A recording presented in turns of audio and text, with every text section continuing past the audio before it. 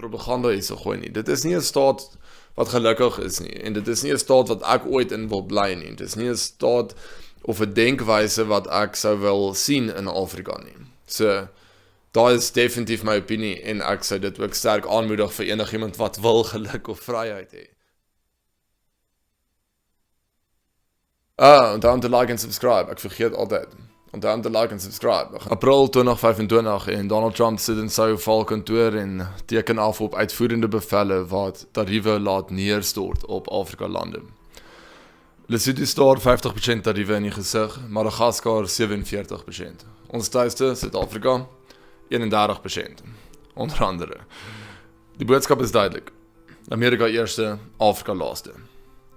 Maar meer onlangs en sowat 3000 km weg in Changsha, China, sien Xi Jinping 'n geleentheid raak en staan hy voor verteenwoordigers van 53 Afrika lande. Hy maak 'n aankondiging wat die wêreldekonomie vir altyd sal verander. China faseer alle tariewe uit op alle Afrika uitvoergoedere. Nie verminder nie, nie onderhandel voorwaardes nie, skakel hulle heeltemal uit. Nul tariewe, nul hindernisse, nul verskonings. Terwyl Amerika mure bou, skeer China hulle af. Terwyl Amerika sê betaal meer, sê China kom ons verruil. Dit is nie net 'n handelsbeleid nie, dit is die mees vermetelste geopolitiese verskuiwing van die 21ste eeu wat ons hier waarneem. So laat ek jou vertel wat werklik hier aan die gang is, want wat jy aanskou is nie net ekonomie nie, dit is dalk net die oordrag van wêreldmag in plaaslike tyd. Nou vir 500 jaar is die Weste al besig om dieselfde spelboek met Afrika uit te voer. Ontgin hulle hulpbronne, dwing voorwaardes af en handhaaf beheer oor hulle regering en hulle politiese verskuiwings. Europa het dit met kolonialisme gedoen en Amerika met hulle neokolonialisme, met handelswette en goed soos AGOA. Dit is die African Growth and Opportunities Act, wat grootmoedig klink, maar gelaai is met politieke voorwaardes en bureaukratiese hindernisse en konstante bedreigings van opskorting.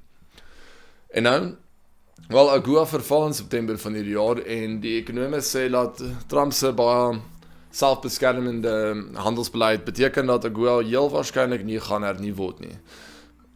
Amerika se 25 jaar eksperiment met Afrika se handelsvoorkeure sterf, net soos wat China iets ongekends vir ons aanbied. Onvoorwaardelike toegang aan die wêreld se tweede grootste ekonomie.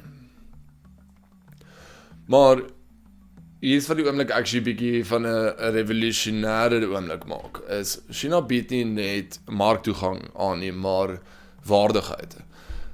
Geen lesings op demokrasie nie, geen verwagting dat ons in hulle beeld van kommunisme onsself herorden nie, geen eise vir regeringshervorming aan ons kant nie, geen bedreigings van opskortings as jy nie na die regte kant toe stem by die VN nie.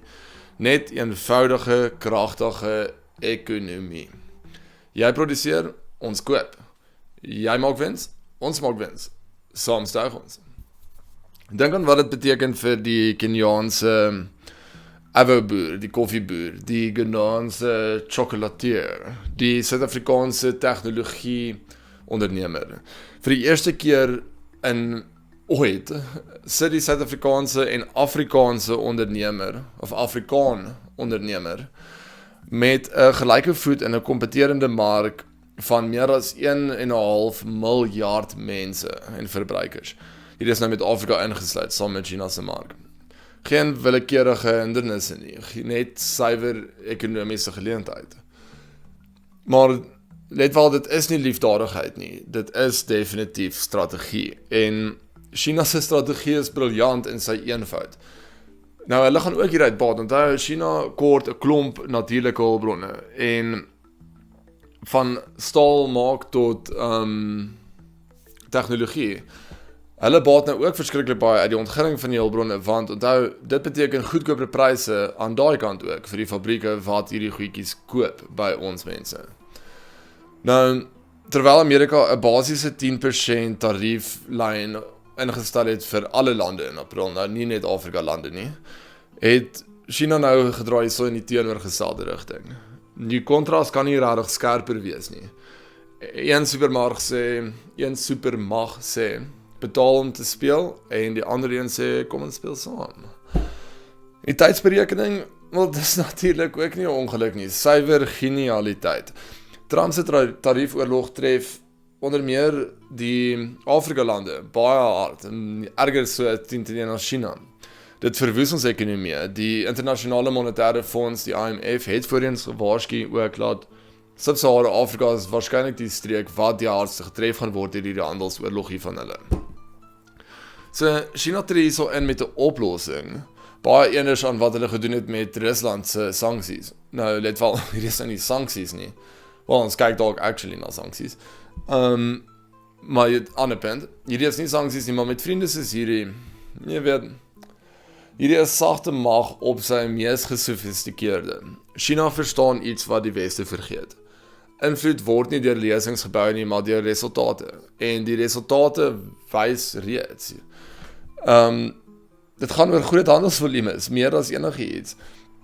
Dink aan, in 2008 dink ek die statistiek was met die FSA teenoor Afrika se kontinentale verhandeling by die iets in die 80 miljard. Jy weet, so ons praat van, ek dink 87 miljard rand in 2008 en dit het geval in 2024 tot na in die 30 miljard. Dis meer as halfte minder.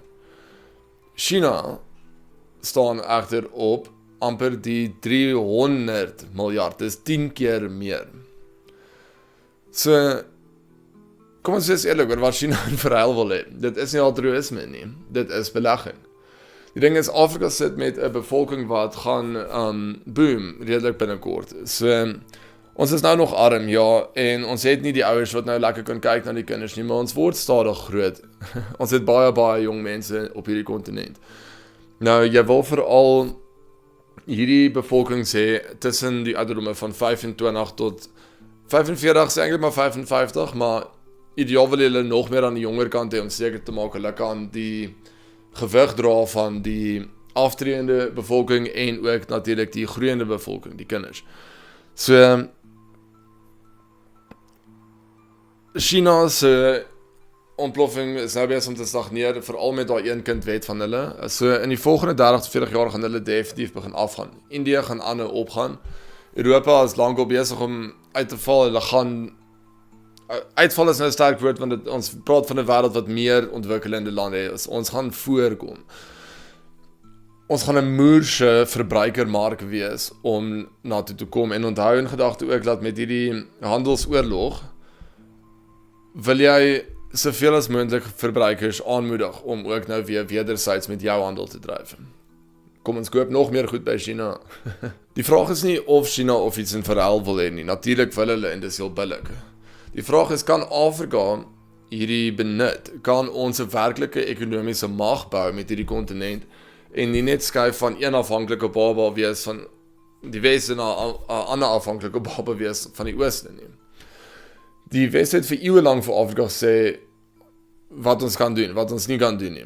China wil nie regtig vir ons sê nie, hulle wil uitbrei wat hulle wil doen. En laat ek nou net nie te veel Chinese propaganda hierso gooi nie. Dit is nie 'n staat wat gelukkig is nie en dit is nie 'n staat wat ek ooit in wil bly nie. Dit is nie 'n staat of 'n denkwyse wat ek sou wil sien in Afrika nie. So daar is definitief my opinie en ek sou dit ook sterk aanmoedig vir enigiemand wat wil geluk of vryheid hê. Van 'n Suid-Afrikaanse perspektief egter, van 'n ekonomiese perspektief, is dit 'n ongelooflike geleentheid. So die vraag is nie, gaan Afrika verander nie, hy gaan. Kan ons hierdie oomblik gebruik om werklike transformasie te bou? Kom ons vat nie 'n verskoning nie, kom ons kyk na 'n suid teenoor die noorde. Kom ons dink nie meer aan die ooste en die weste nie, kom ons dink aan Afrika eerste. Die toekoms is hier en ons het 'n geleentheid om dit saam te skryf. Of self te skryf.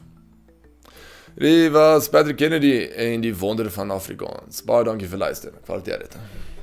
Onthou om te like en subscribe. Ek vergeet altyd. Onthou om te like en subscribe. Ek gaan hier in die begin ook sit.